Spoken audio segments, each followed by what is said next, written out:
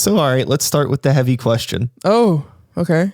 What do you think is one of the biggest mistakes that you've learned from in the past 6 years since we've last talked? Oh my God.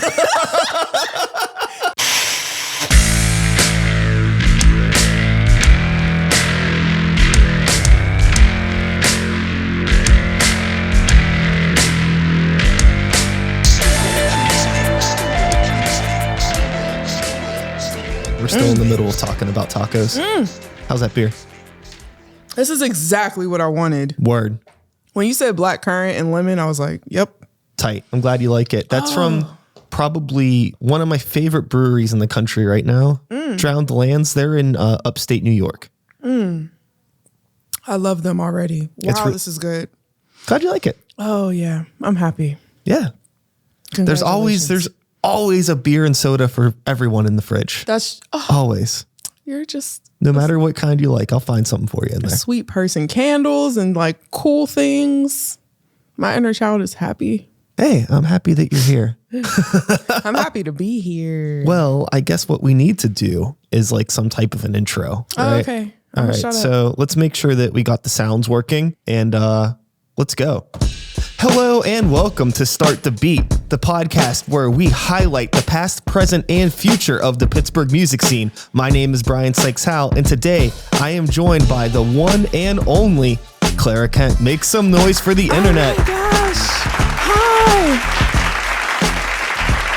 It's going crazy. Hi. What's up? Chilling. Really good to have you here on a lovely Thursday afternoon. Thursdays are great. In our wonderful city of Pittsburgh, Pennsylvania. I know. Well, maybe wonderful. I don't know.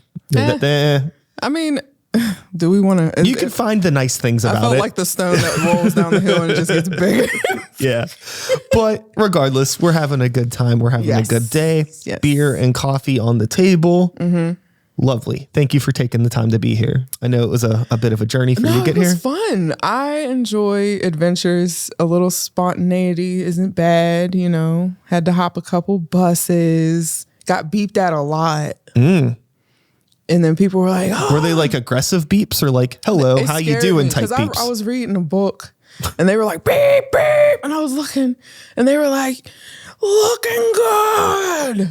And I was like, are you like reading and walking? No, I was standing. Oh, okay. You're just like, I was scared. Got it.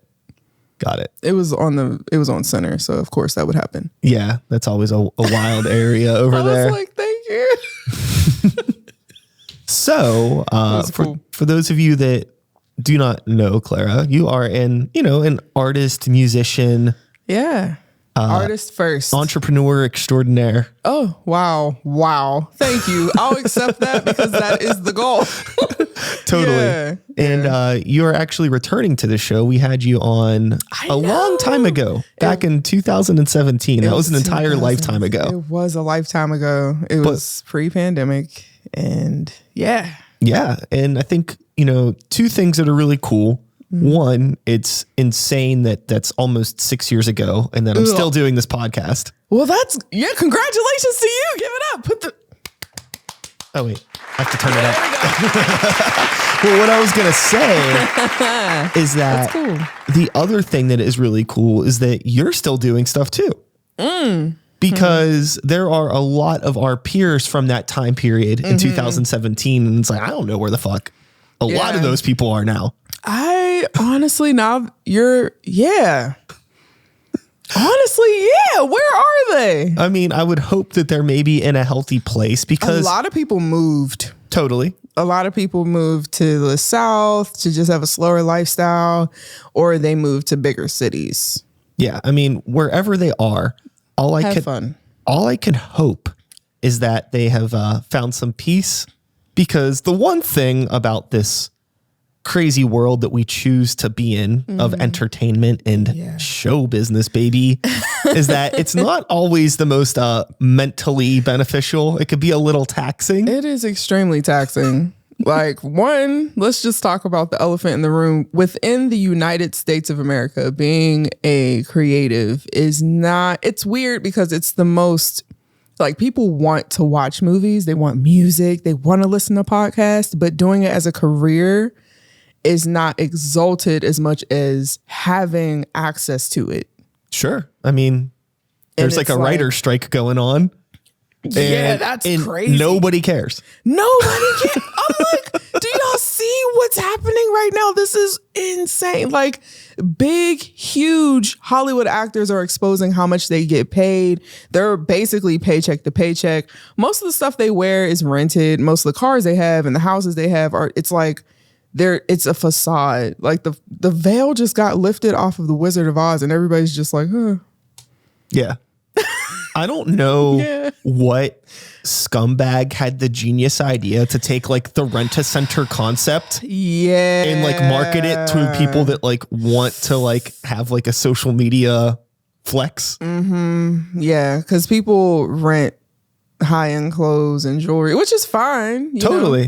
But also it costs more to rent those things than to just like save up and own it. And then by the time you save up and own it, it's kind of like a car on the lot. Some of the stuff.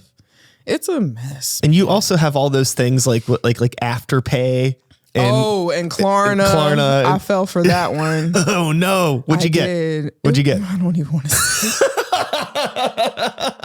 But I paid it off. But I was like, I just ended up spending $50 more on the item because they rounded it. It seems like, it's $25 per payment. But it's like, this thing only costs $80, but I just paid like $100 or I paid $125. Yeah. Ew, never doing that again. Well, through all of the chaos and all of the, what would that be? Interest rate. You're still here. I'm still here. You're still making music. You're still doing the thing. Got to make mistakes to learn sometimes. Yeah. Yeah. So, all right, let's start with the heavy question. Oh, okay. What do you think is one of the biggest mistakes that you've learned from in the past 6 years since we've last talked? Oh my God. That is not just a heavy question. That is like a huge meteor hitting the side of my head. The biggest, okay. I can condense this because it is one thing. The biggest mistake I've made between the time I talked to you to now that is now being healed and rectified, and I'm working through it, and I'm much better.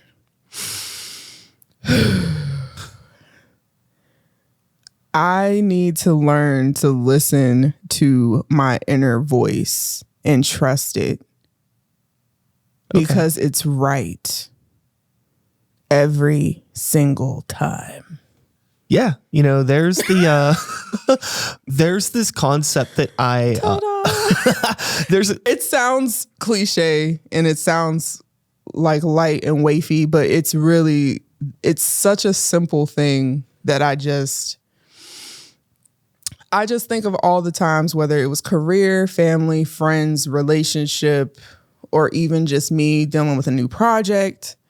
And I already knew the answer, but because I had self-doubt or shame, or I didn't think I was worthy of it, I had to work more, or I tend to lay on too much on myself due to just like, a lot of us have traumatic past, or we dealt with things that kind of like rewired how we think about ourselves. So in the past 3 years, especially when the pandemic first started, I was forced to sit and reflect. And I thought I was doing that. I meditate and I do all those things. So I thought I was doing that. But I really realized the power of like silence and stillness. And I have moments like even this week, I had a moment like where my heart was really hurting and I needed to talk to people to remind myself to like ground myself. So it happens. But one of the things I really learned from 2017 to now is that my inner voice is something that I can deeply rely on. It's like, it's a real thing. Absolutely. I believe very much in this concept that your first idea is always the best idea. Yes. When you start like doing all this extra stuff, it just minimizes it and it takes away the authenticity and the just power of that idea. Yeah. And I can't tell you how many times I've like started something and I've been like, this is cool, but it was too easy, so it can't be right. And then I overcomplicate it and just end up going back to what I did originally. And you know what I mean? Yeah. And that comes from like, there might be, I don't know if you were like this growing up. I was obsessed with being validated, especially from my family or friends around my academics at one point. So you know how in school they give you the stars and they're like 8+, and they like give you all this attention when you do certain things. Like there's certain kids that they would do certain things within academics that were positive or what we deem positive. And then some kids, they would do quote unquote negative things because whatever gets you attention is what you're going to focus on. So for me, it was, let me try to overachieve. I'm overachieve and I have to work really hard. I have to work 3 times as hard because I'm a Black woman and I'm a Native American woman and I'm this, and I have to work 50 times harder than all these people. And that led me to burnout at a young age. It led me to just a lot of self-doubt and just these voices, these consistent core voices. And now, finally, I get to like dismantle all of those things. But yeah, like it's a lot. It's a lot. And creatives, most of us have very similar stories with like just our own inner reflection and how we deal with ourselves. Like we'll have something creative and we'll be like, yeah, this is cool. And then we're like, this is trash. Totally. I think that, yeah, I have a really big problem with feeling that my air quote art is even worthy of being put out, because it's like, who the fuck do I think I am? Right. I'm like too self-aware. Imposter syndrome. Yeah. It's like that sort of a thing where, but that's like not valid. You know, I've had like a lot of people that like say like, hey, like, I like your podcast and you should talk more about yourself on your show. And I'm like, it's not. I'm like, it's not about me. It's about the guests. And it's like, but it's your show. And I'm like, okay, I guess you're right. I don't know. No, I understand that. I understand that. Cause it's like there's also, I know a lot of artists have a fear of being seen as arrogant. Like, because we've seen what that looks like on people. But we also have like a distorted view of what it feels like or looks like to be confident.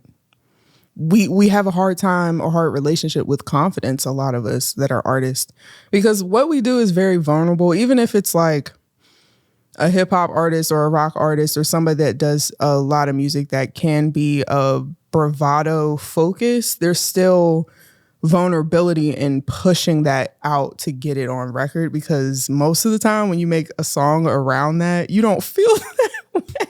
Like when I make my happiest songs, I'm usually sad. And when I make my saddest songs, I'm usually happy.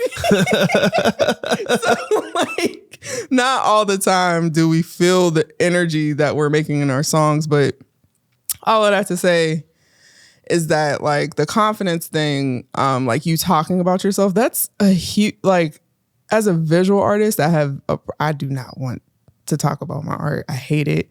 I'm like, yeah, read the card on there. Or when people ask like about like, so what's your process? I'm like, can I write it first before I talk about it? Sure. Yeah. Like, read that and then you'll understand. I almost feel like when someone like asks me what a song that I've written is about, it's like, to be honest with you, this is what I want to say to people. To be honest with you, I wrote this song so I don't have to fucking explain this to you. The song is the explanation. Take with it what you will. And you know what? Okay, so working at the radio station, I get to see like a lot of the live and directs, and Rosemary's amazing with interviewing people. Like she asks questions that aren't that. Like you're good at interviewing too, but she asks questions that are just like about the person, and they just openly talk about, and that's why I wrote this song, because they're talking about the subject, and then they'll be like, that's where this song was inspired by. And then you'll see interviews like on YouTube or something, I don't know. And the person's like, yeah, so tell me what inspired blah, blah, blah. And they're just like, did you listen to We're very defensive about our work. We're like, did you listen to it? We're sensitive. What did Erykah Badu say? I'm sensitive about my because we are. We're like, did you listen? Did you pay attention? I put so much work into this. That's why I don't want to talk about it. We could talk around it and to it, but I don't want to.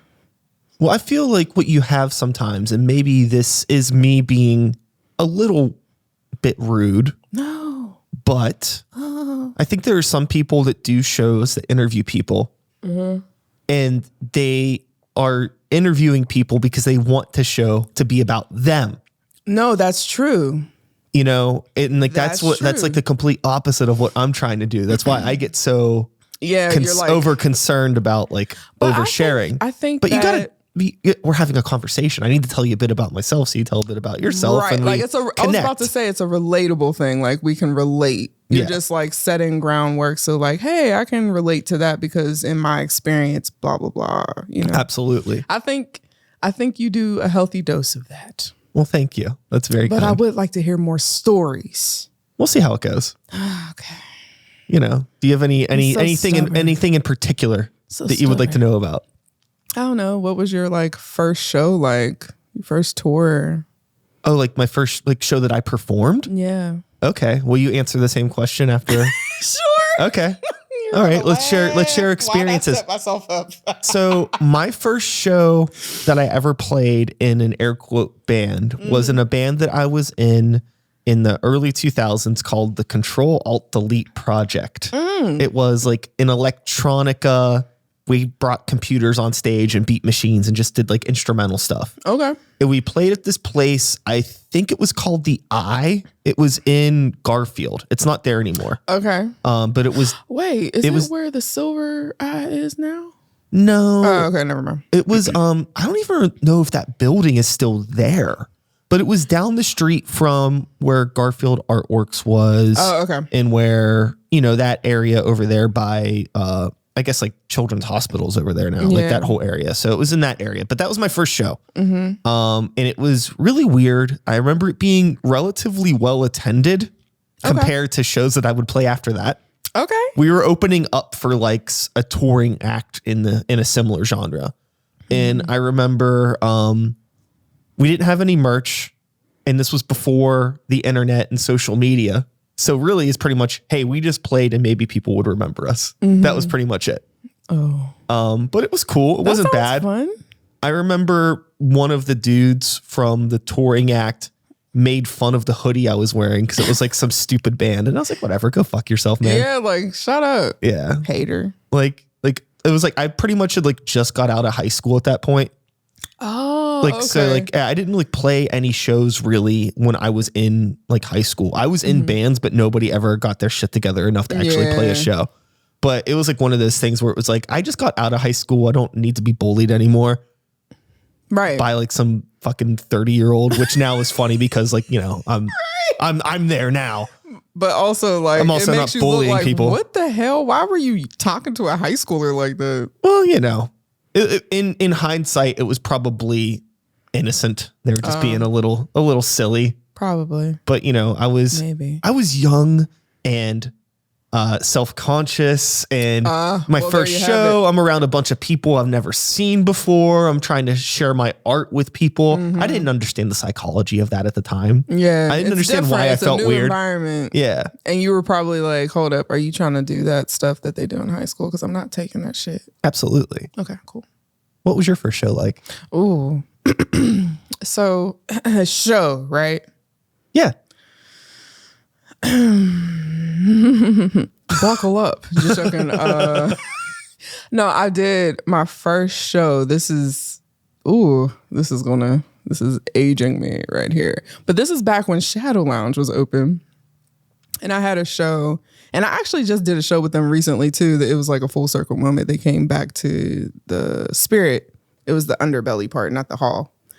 So I had my first show as Clara Kent at Shadow Lounge with ill dudes from, Philadelphia.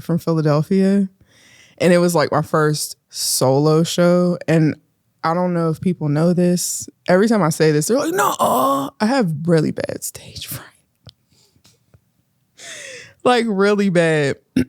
So I forgot a lot of my lyrics, and I'm not gonna lie, I was just like, and then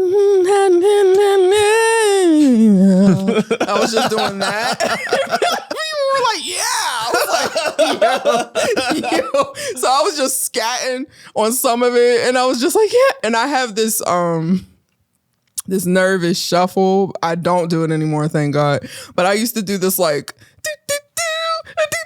it was so bad. But it was fun. And I got their merch. Their merch was nice.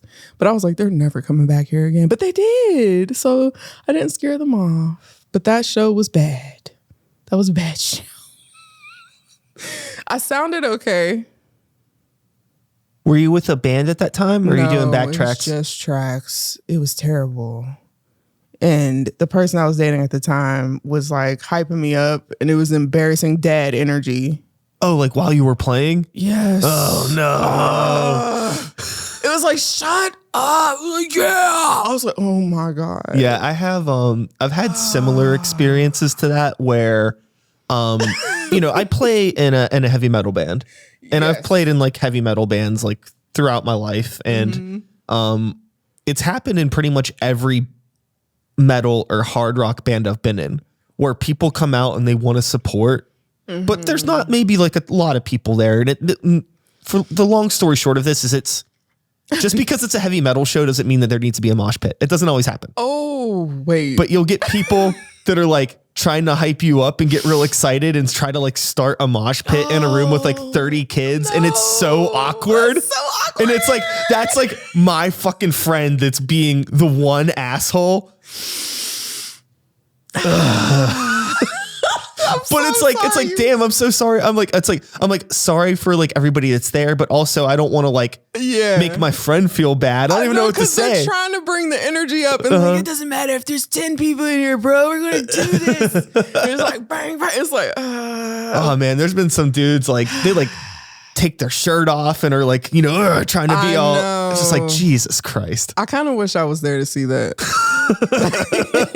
I'd have been like, I mean, you also feel bad because like sometimes for like friends that come out, that especially ones that aren't like in the entertainment industry, that's like their night out. Yeah. You know, so they're just trying to have like a good time. My friend. And like, it's the last thing you want to do is be like, I hate when I used to hate when my friends would come see me perform. I was like, go home. Why are you here? You're making it worse. You're making my nerves real bad. Cause you know me as this person, and I'm trying to do like a persona. You know what I'm saying? I'm trying. I'm like, okay, like, shut up. Shut up. Go back there. Like, shut up. Just observe, please. Now I don't care. Yeah. But before, when I was first getting through my stage fright, I used to be like, go to the back, all the way to the back of the venue, all the way to the kitchen. Go all the way past the kitchen to the back out where they throw out the trash. Go to the street. Go to your car. Go home. Please don't be here. But now it's whatever. Yeah. So you've matured. I think, I think it's also just like after so many times of dealing with a situation, you're just like, am I going to just keep putting my energy into that? Fair. No, you're going to be here. Everybody's going to see it. That's kind of what happened. Like when I found out I was going to perform in front of a lot of people for Thundercat, I was like, I have to get over the fact there's going to be a lot of people there that I know.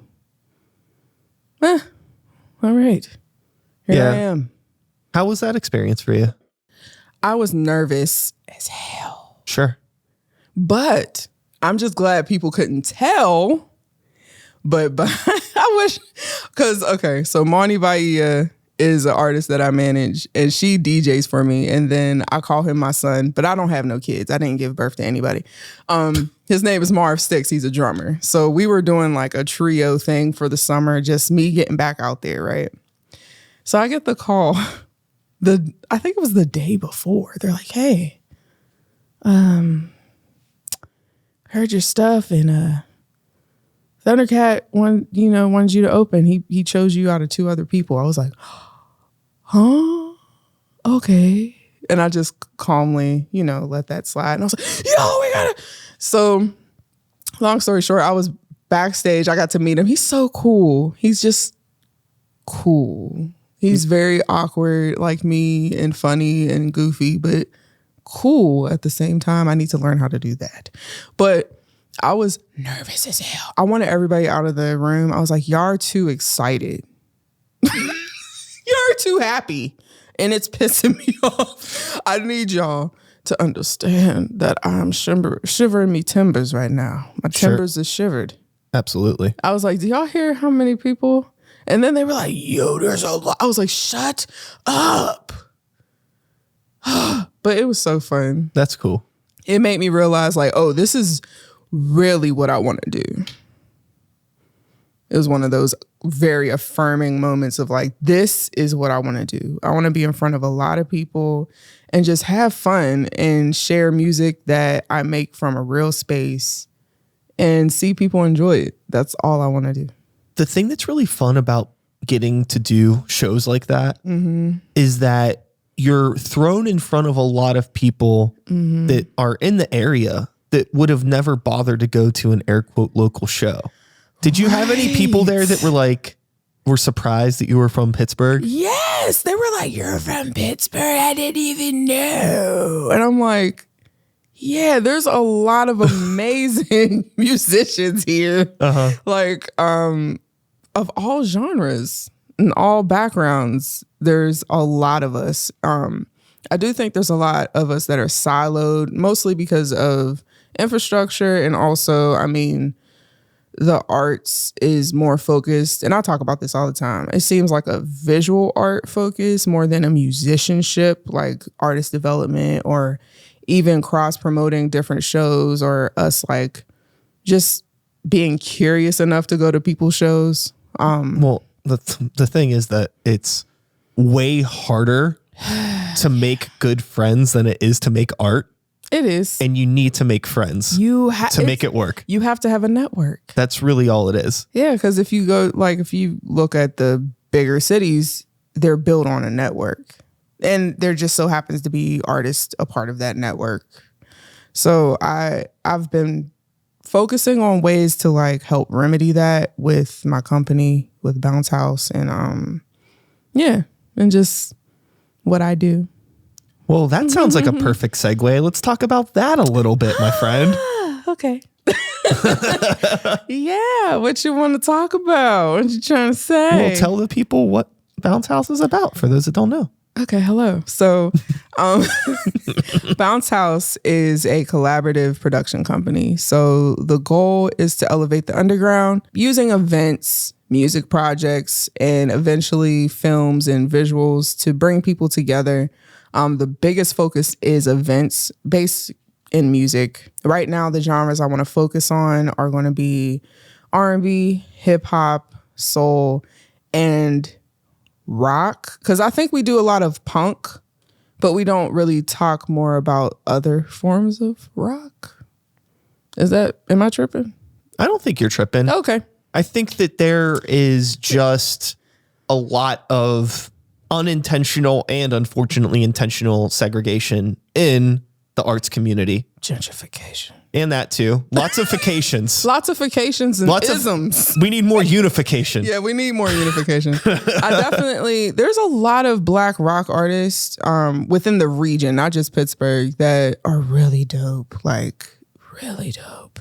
So I want to bring that to the surface and really expose it and help people be inspired to network, because that is like what you said. That is literally the base premise of having a successful art scene, but also really being able to thrive and feel fulfilled as an artist, because you have friends that you can jam with, or you can play a song and they won't judge the song. They'll literally give you an assessment like, oh, this is great and this is great.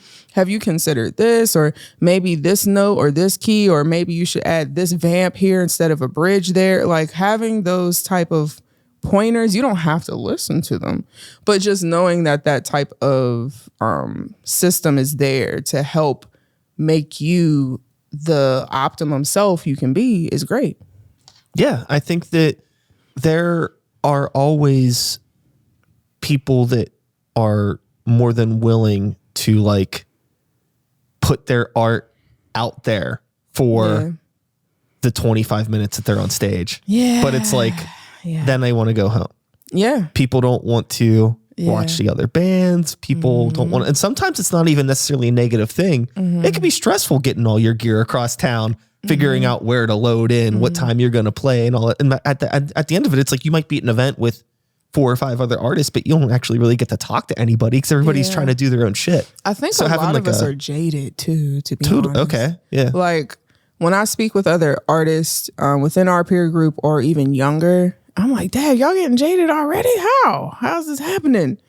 But there's like this sense of being jaded because Pittsburgh likes to present as an artist focused city, but it has so much more to do before it truly is one. For example, I never really see people like playing on the street. When I was in New Orleans or New York, there's people just like jamming on the street. Sure. Like they're just like having a jam but if you do that in Pittsburgh, the cops are going to roll up on you quick. Oh, absolutely. Sound ordinance, even the stuff that happened with James Street or just the fact that, I mean, Shadow Lounge was a huge central point for a lot of hip hop and people of color, Black people especially, when it comes to our artistry and expressing that, DJs, et cetera, et cetera. We're still doing that. I feel like all the obscure artists and marginalized artists are still figuring out really innovative and beautiful ways to express ourselves, especially right now with the DJ world. But performing artists, I think, are jaded as heck. Like we're just like exhausted with fighting about little nuances like the soundboard or sound check processes or lineups or marketing. Sure. I mean, that's just me. There's a lot of, it's strange because there's a lot of places to play, but there aren't a lot of places to play. Exactly. What is that? You know, it's a weird, weird. I fucking, there's a venue in the city that I emailed because I wanted to book a show there. Yeah. And it took them 6 weeks to get back to me. 6 weeks? And I'm like, do you still want to do this show? I'm like, nah, fam. I already booked another place. 6 weeks is insane. Yeah. It's like, how do you take this fucking long to get back to me? And but it's because like every place just has like their like, okay, these are the 2 or 3 promoters that we trust. And that's who we work with. And if you're just an outsider, good luck. I was just about to say there's a issue that I have, like a personal beef. It's not deep personal. It's like surface level personal. Because honestly, nobody can really get. I don't care that much, but I do care enough that you're annoying. But there's production company. There's a couple production companies in Pittsburgh that look at local artists as fillers. That's it. They do not care to nurture the scene. They'll know they're super talented. They have a buzz to their name. They've been doing it for a while and they don't care. Sure. They don't care. They're just like, Well, the issue that you have with some of the promotion companies and these venues and these shows that God, this goes down such a fucking wormhole.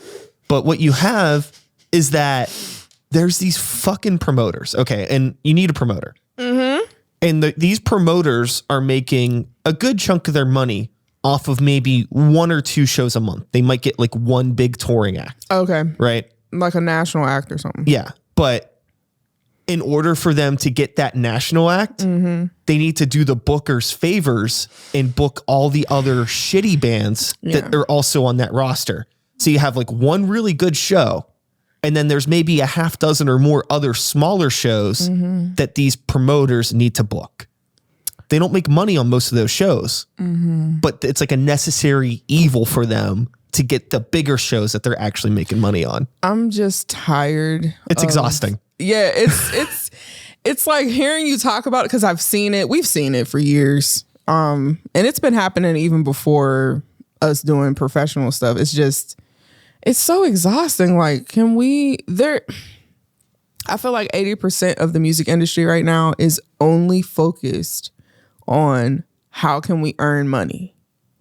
When it's like the reality, the reason why the music industry is dying from local level to national level to even international level is because you forgot the purpose, which is to share and produce great bodies of work to the masses. If that is not the focus, it's going to fall apart. Well, sure. I mean, if you don't, it seems like if you don't have not to like get all business talky, but if you don't have a good product, nobody's going to want to buy it. And like, there's this other like kind of on both sides. That is the most logical option. Sure. I think that I'm confused. The supply and demand is really off. Yeah. I've had another internal debate with myself for a while now, which is that I believe everybody has a right to be on some form of a stage and share their art with the world. I agree. But also, there are too many fucking people and not enough stages. And there's definitely more than a handful of people that I can think of that just aren't ready to be on that platform yet. And what is the And it takes up space. Yeah, what's the So what do you do? I mean, you can't tell people not to play shows. I mean, what's the biggest missing link from just music, I guess, industry or business in general? They got rid of artist development. Yeah. We need that. Well, I mean, I think with stuff like TikTok, a lot of people don't think they need to be developed anymore. They believe in the They believe that this, magical, mystical creature called viral will just approach them and be like, you're famous now. You don't have to do a lot of work now. You can just be famous. And it's not how that works. Yeah. Like even the people that go viral, most of the time they are signed, but even if you're signed, even if you have a label behind you, you still have to have a vision. You have to know who you are as an artist. You have to know what you want. You have to work really, really hard. So they'll do all this work using their resources to hopefully go viral. Totally. It's the same thing with the girls that run and they're like, yeah, yo, Christ, I'm about to sin again. I love them. They're great. But they went viral because they're just running through the city and they're like rapping these really catchy, innovative, cool bars. And like, they just consistently kept doing it over and over. And they tried it with a different part of the verse before, but it wasn't catching as much. So then they tried a different part. It's really trial and you have to think of yourself as a scientist in a lab and just tinker with things and just have fun with it. That's the main ingredient, have fun. But a lot of artists right now, they are reliant on like instant gratification. And it is not that way at all. And you have to face yourself a lot. Like, look at the errors and the things as ways for you to be different and genuine. Like, don't look at it like a obstacle. Look at it like, oh, cool. Like, I have this weird quirk with my voice. Let me figure out different ways to maneuver it. But when it comes to the business part, I'm just tired of like promoters or venues or da-da-da-da. They're so focused on like instant gratification too. They try to make it like it's just artists, but it's y'all too in the business. Y'all want something that's hot right now. All right, let's hop. And it's causing everybody to suffer. Well, totally. You have, everybody's suffering because of this. From a promoter standpoint, I can empathize with having 45 shows on my concert calendar in a month. Yeah. And I need to find local support for those. Right.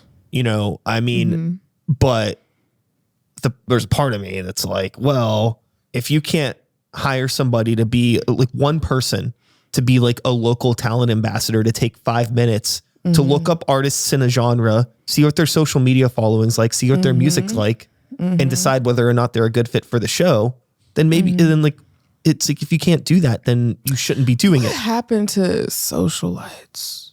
Do we still have those? I don't know. I think socialites, like at one point, they were socialites and then they started being artists too. Sure. I mean, that's the other thing too. Everybody that I know that like works in these promotion companies are all in bands. Oh, okay. And things like that. So it's, I don't know. I don't think that's necessarily bad. It's not a bad thing. But it's also like. It's not a bad thing, but I know that we've had a situation with a certain promotion company in my metal band. And I remember somebody that was in another metal band. And whenever they started working for that promotion company, we stopped getting show offers. I wish there was a shame button. Shame. There we go. Shame. And maybe that's me being conspiracy theory. But hey, that's the timing is a little too tight. Let's go back to the beginning of this conversation. You got to go with your gut. When you feel like you know something, you're usually right. You're usually right. And you don't have to jump the gun and just accuse. You could just let things unfold and you could just sit there and be like. I mean, the thing is, it's just like you obviously need people, you need friends, you need help to make things work. Absolutely. But if I see a situation like that where I know like this is out of my control, fuck it. Then that's just one promotion company. Right. My goal isn't to play the best shows in Pittsburgh. My goal is to play the best shows in the fucking country. It doesn't matter. That person doesn't matter. Talk your shit, Brian. Talk your shit. So we just move on. Yeah. Just move on. Yeah. Honestly, I've learned that a lot. Because another thing that I think we go through as artists is FOMO. Like fear of missing out.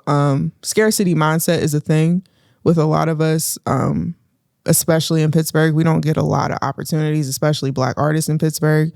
So if we see things happen for peers or others, sometimes we can feel like we're missing out or we're overlooked. And really, it's an opportunity to be like, you know what? It's time for expansion. It's time for me to reassess. That's what I did multiple times. There was times where I was taking things. I didn't even realize I was taking things personally, but I was like, dang, I don't feel good enough, or like maybe I should do this. And it doesn't matter. Just enjoy the journey and don't worry about the destination and just focus on what you want to say and where your heart's at, and you'll be good. And I think that is kind of the focus I'm at right now with my artistry. But also that's the thing I try to tell other artists around me when they're dealing with the infrastructure or business, or because all of it is so, it's like linear and logical. It can be very linear and very logical. It's like, yeah, this system. But being an artist is such a vast, rounded thing. It's not this line, you know? So I try to remind myself and other peers to expand a little bit. Yeah, it's important to adapt and look in the mirror. You know, sometimes if things aren't working out, maybe there isn't a nice answer. Maybe it's just now isn't the time. Yes. And it sucks when that happens, you know. Maybe it sucks where it's like, hey, you know, I don't have any shows on the books right now for like 4 months. But maybe that is what it is. Maybe you could do a lot of things that are productive in 4 months. So when you are able to play shows again, you're like ready for it. Exactly. It's like having pause or stillness. I look at it as a blessing. Like if I'm not getting certain opportunities or anything, I don't look at it like I'm never going to have opportunity again. It's more like, okay, it's time for me to like assess everything I've done. You know, let's see, do I want to, you know, continue on this path? Do I want to alter the path? Because again, we're trailblazers as artists. Like being an artist to me is a revolutionary act. Like, especially growing up in Pittsburgh. You're choosing an unbeaten path. You're building your own space. So there's going to be moments of pause that are necessary for you to look at what's happening around you so you can really recalibrate and get that together. And lately, that's kind of what I've been doing. I know to other people, they're probably like, you're doing so much right now. You just came out with the EP. Yeah. Sure. That EP was in the works for a long time. Yeah. That's like I put out a solo record in July, at the beginning of July. And I recorded most of that like a year ago. Right. Exactly. So it's like, yes, y'all are receiving, the things that I've been doing for a long time. Yeah. But right now for me is a moment of pause and just reflection. And it looks like there's a lot of motion because all the things I've been working on for the past couple of years are now in front of y'all. I mean, like, there's a good chance that this episode may not like actually release for like a month.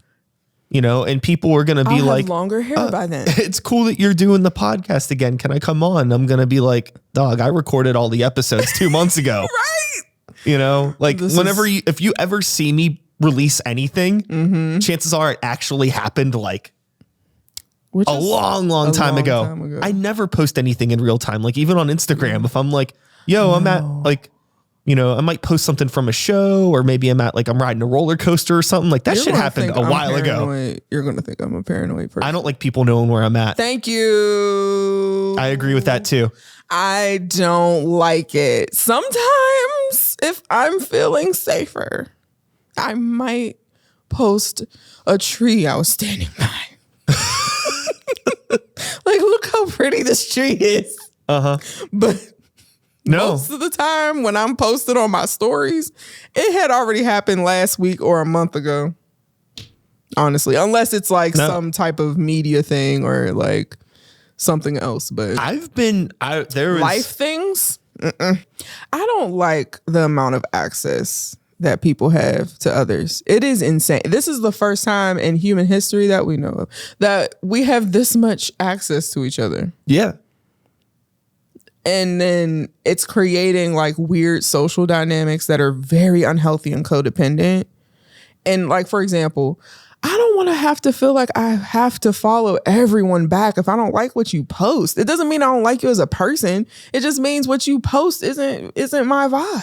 Totally. It's like, it's like I might know somebody, but I'm only going to invite so many people to my house, or maybe like to the cookout, if you want to use that analogy, right? Yeah, and it's like my social media should be my house. Why is having discernment or boundaries such a villainized thing? But yet people use that term on Twitter every 2 seconds. I'm going to protect my boundaries. But then when they really apply it in life and it's gentle, it's nice. It's just like, like, I wish you well. I want you to do well. I want you to flourish. But I wouldn't invite you to my house. Like, what's that? I had a dude one time. Make up y'all's mind. I had a dude one time in Pittsburgh who an artist. Oh no. And like I was just kind of annoyed by his social media presence. Right. So I unfollowed him. And then I got a message like 2 seconds later. There's like, why'd you unfollow me? I don't have to tell you why. I don't have no beef with you. Like, what the fuck? I don't like what you post. Like, I don't want to see you posting pickles on a plate every 2 seconds. Sure. Or whatever.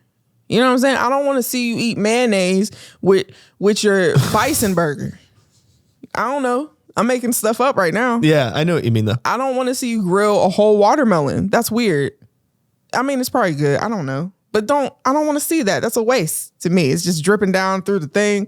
I saw that on TikTok. We're trying to make a grilled watermelon taste like chicken. Just eat the watermelon, y'all. Anyway, that's not the point. I don't want to see it. Sometimes people just constantly posting their significant other, and it's like, that's cute.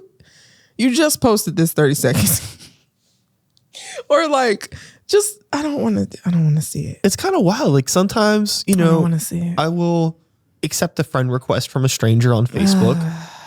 And like, then all of a sudden my newsfeed is just like, wow, this person posts every 5 minutes. Yes. Nobody's liking anything that they post. Nothing. And it's kind of sad. It's really sad. And then it's just like, it's like our relationships with our mobile devices and the social media. There's a bigger conversation to have than just like than harping on like people that are posting too much. Social dynamic around each app. Like with Twitter, there's a social dynamic. With Instagram, with these new ones they just came out with. It's crazy. I've made the joke that like sometimes I feel like a schizophrenic trying to manage every single social media app because I have to tap into a different persona for each one. I'm going to be 100%. People probably think I'm a social media person. It is only for business. I can not stand social media. Yeah, a lot of the time, like I like pretty much just like post it and run away. You know what I mean? It is overwhelming. It is taxing because I think people underestimate the fact that it is a brain stimulator. Like it's like putting a VR on and you're just in this game. Sure. And then when you come out, you're like, dang, it's been 3 hours.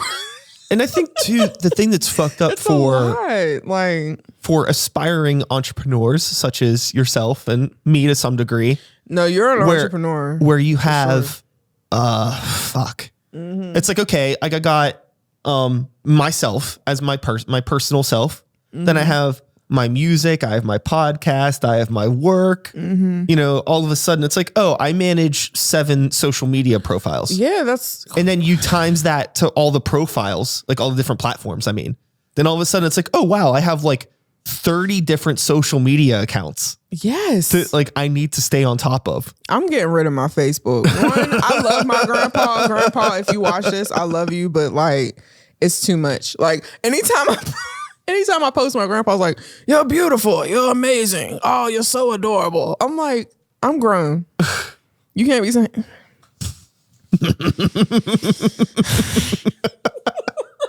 But it's a lot. And it's a lot. Yeah. And like I get like there's like I'll like log into like my podcast Instagram and like sometimes like when I started the podcast I like just like followed like a ton of accounts. Like anytime I would like have a new episode with a guest, I would be like, oh, okay, I have this guest coming on next week. I would go on that person's Instagram page, go to their posts and be like, who likes their posts? Who likes this person? Then I would follow them. Because it's a strategy. I get it. And then all of a sudden now, like I'll like open up Instagram on my phone and there's like, you know, some like scantily clad ladies or something like that. Like all these accounts that I normally wouldn't follow. I'm First like, of all, I love how you said scantily clad. I'm like, I mean, I have no problem with people that do that sort of shit, but it's like, I don't want it on my phone. But it's like, you know, especially it starts to not feel like your device. Yeah, it's like, oh shit, I'm on like the podcast. That's not my personal thing, you know, but it's the podcast page and it's still like, well, I'm following this and now it's on my phone and I have to see this. I feel like social media should be a personalized blog of what you like. And that's it. It doesn't need to be MySpace. Yeah, let's take it back a little bit. Like, why is it such an issue? Because it is a thing. It is like almost like a personal attack if you unfollow a person and the algorithm doesn't even operate well for you to see any of your friends' posts anyway. You see these random people you don't know. Sure. The only time I see my friend's stuff, it's like, it'll be like, come on out, we're playing a show tonight, and the post is from 4 days ago. Yes, that happens all the time, and I feel so bad. Like, I literally have to look up my friends and just, like, I'll post it in my story if I see it, but it just is, it's a lot. It's a lot. I'm still discovering a healthy maintenance of social media because right now, I really just want to go in a cave, work on some music, and prepare a really dope show for y'all next year. Yeah. Yeah, I think that I get really bent out of shape when I see my friends that are creatives just like posting shit that's unnecessary. Like when like I'll see like my friends in bands from Pittsburgh that are like, what's your favorite song from the new EP? Motherfucker, shut up. Nobody cares. You know what I mean? I tried that one time and I felt so corny after I did that. I was like, what's the song? I tried it on Twitter. I was like, I betrayed myself. Or like every other day, vote for us in the best of city paper. Nope. It's like if you promoted yourself as much as you helped promote the city paper, you'd actually be somewhere. I honestly, and this is no offense to City Paper because they've supported me a lot. Like shout outs to mostly Lisa and Jordan and them, right? I've never been voted best of anything in the City Paper. And that's crazy. Well, the thing is you got to think about like. That's it. It It's like, and people will get hung up like, why am I not? I'm like, it doesn't matter. It's a people's poll. They are going to, honestly, you literally can put Barney as a dinosaur from My Imagination for best R&B soul artist. Oh yeah. Well, this is the thing. It's not a real the flaw of, I think, the City Papers format with this thing. With the poll. Is that a lot of the demographics that they're trying to promote don't read the City Paper. Ooh, that is a good point. Yeah. As somebody whose bands and have been nominated and have won awards in this. Oh, congrats. Well, thank you. I think it's cool because the thing that I appreciate about it is like, we never post about it. We're never like, please vote for us, please nominate us. But sometimes we end up in there anyways. And that's cool because that's people that are just genuinely, innocently voting for us and we get nominated. Great. None of us are buying a fucking ticket to go to that goddamn show. No. I don't care about the paper award that they're going to give us. No. But I'm thankful for the people that did vote for us. Thank you, people. And it's nice that the paper is trying. I don't know all the politics. I may be off base on a lot of this. But I don't know. Honestly, I'm going with my gut. Yes, there you go. Go with your gut. Any award, anything at this point, especially in today's era, is super political and missing a lot. Oh, did you catch any of the Pittsburgh hip hop Wall of Fame discourse? I felt like you were going to bring that.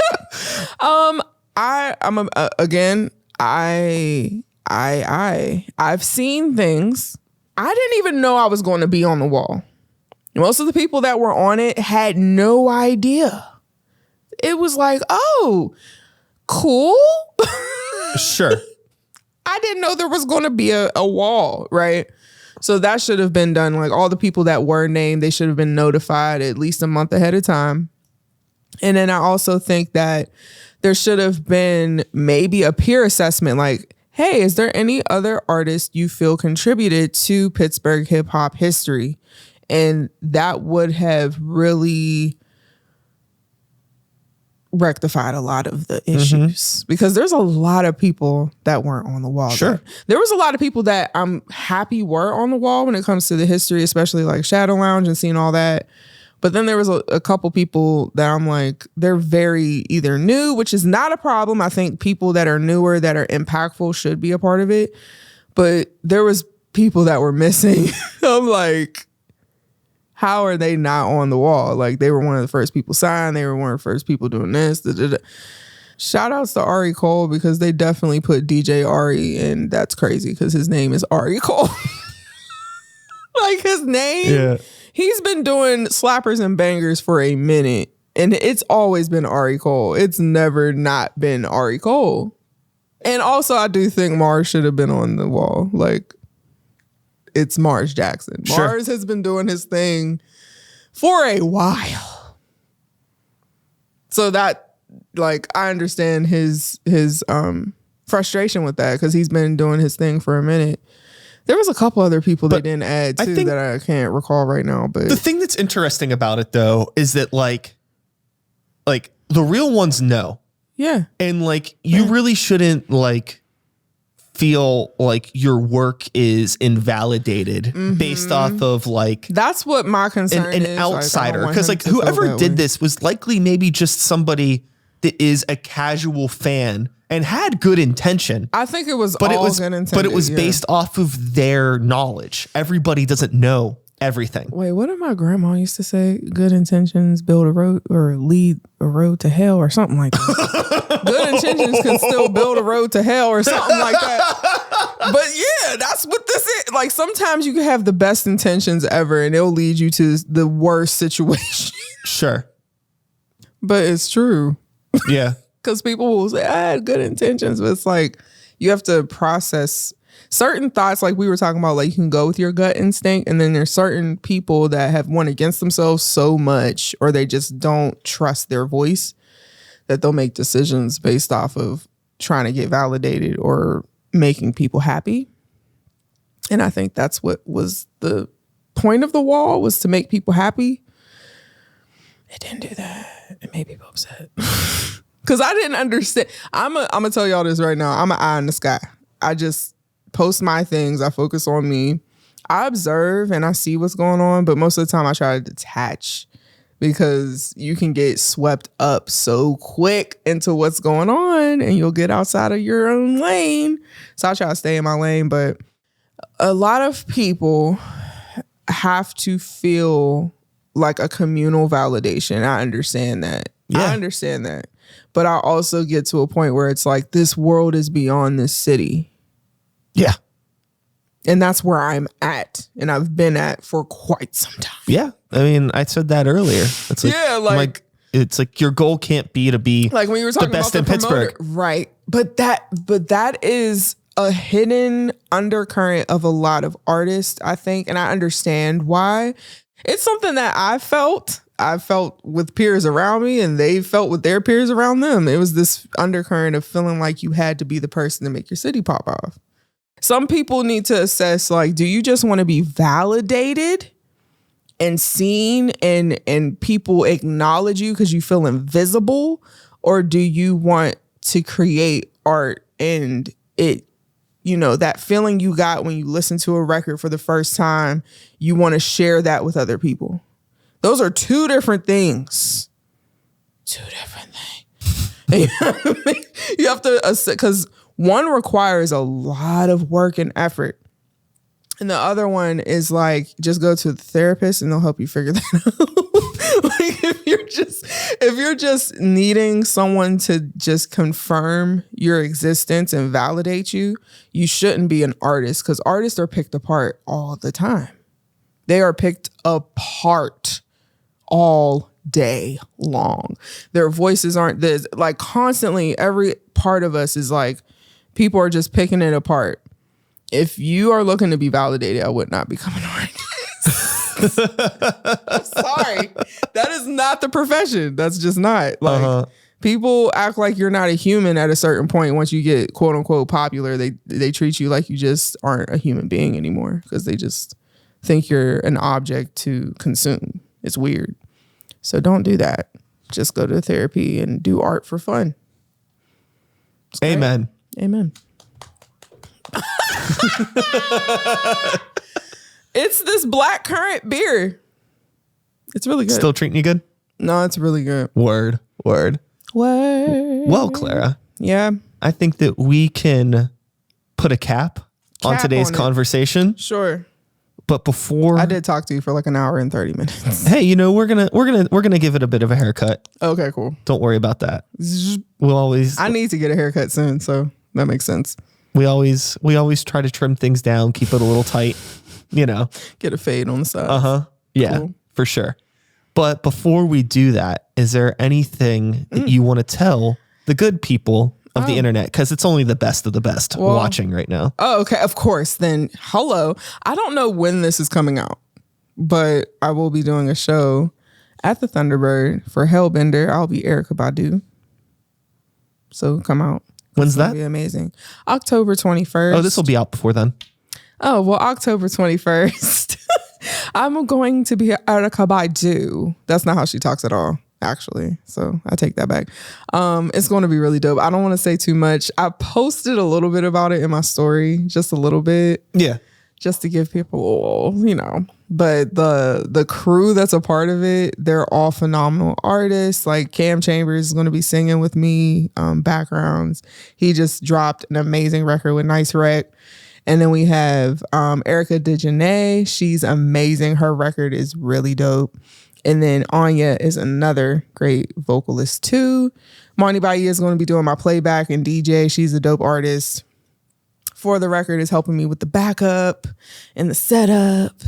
And then I think Alan said he's going to be drumming. If you change your mind, I'm beating you. And